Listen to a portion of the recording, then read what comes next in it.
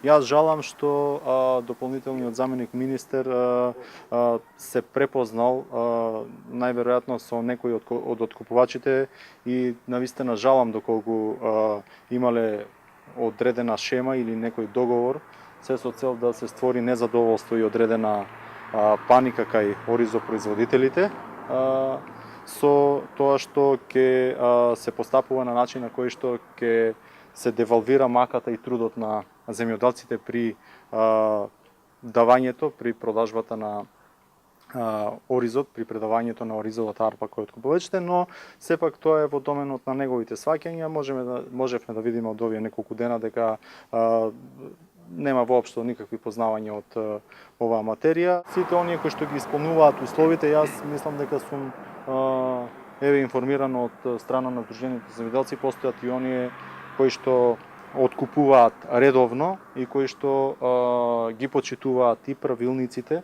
за квалитет на оризовата арпа и соодветно го прифаќаат согласно квалитетот кој што го поседува оризот кој што го произвеле земјоделците. Ние во овој момент кај што се одвива откупот на оризовата арпа во Кочанскиот регион, како институција надлежна за следење на целиот процес на откуп и постапувајќи по закон за квалитет, вршиме контрола кај сите регистрирани откупувачи на оризова арпа. Тоа го правиме во една координирана активност, се со цел да утврдиме дали има отстапки од законските овластувања кои што го имаат самите откупувачи. Сакам да кажам дека до овој момент кај една компанија веќе се утврдени неправилности во делот на квалитетот на самиот производ, во делот на класирањето и во делот на влагата. Ова е многу битно, бидејќи ние сакаме да заштитиме манипулација и на потрошувачите и на македонскиот бренд Кочански ориз надвор од Република Македонија, а воедно и останати институции да се провери безбедноста на тие производи. Сакам да отфрлам секакво обвинување за тенденциозност во целава постапка. Меѓутоа, моментот на предизборие се поклопува со моментот на откуп на оризовата арпа. Ние како инспекторат правиме вакви мониторинзи во другите откупи на земјоделски производи текорно во секоја година во времето на нивното предавање. Слушнав обвинување дека инспекторатот бил тенденциозен и така натака. Ние само доследно го спроведуваме законот, се со цел да елиминираме најмала злоупотреба во делот на откупот, односно македонскиот земјоделец да биде злоупотребен со својот труд кој што го има произведен.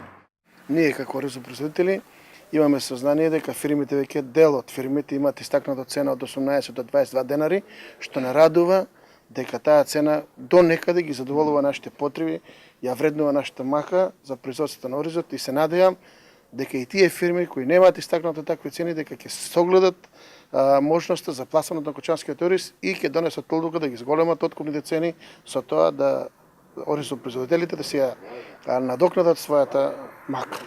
При почетокот од стартот на овие преговори имавме позиции на откупувачите кои нудеа откупни цени од 13 до 15 денари. Веќе денеска може да зборуваме дека дел од откупувачите имат прифатено откупни цени од 18 до 22 денари со тенденција цената да бележи и натаму раст.